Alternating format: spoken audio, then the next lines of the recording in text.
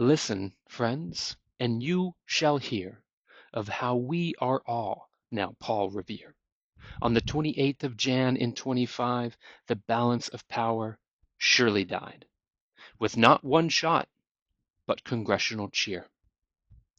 Longfellow's poem prophesies that in time of peril, Americans will cast aside their differences and heed the call to save democracy.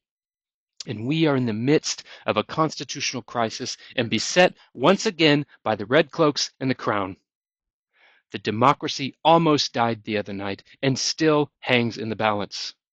Yes, Trump may have rescinded his executive order to impound funds.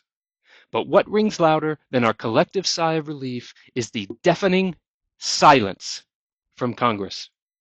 This inaction is so far beyond unacceptable as it is beyond partisanship.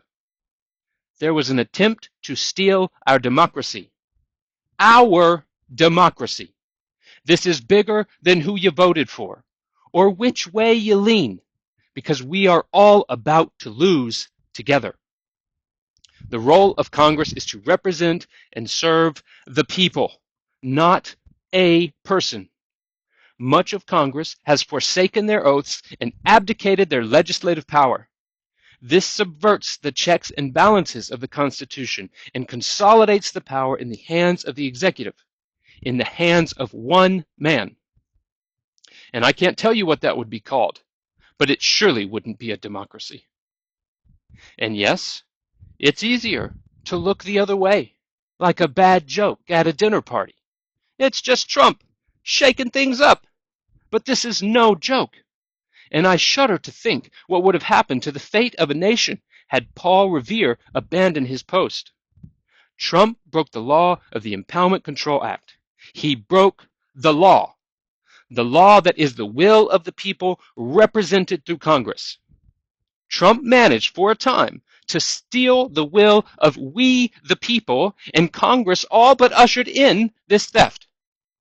No one should sleep easy when a thief who passes by the sleeping guards manages to not find our treasure. No.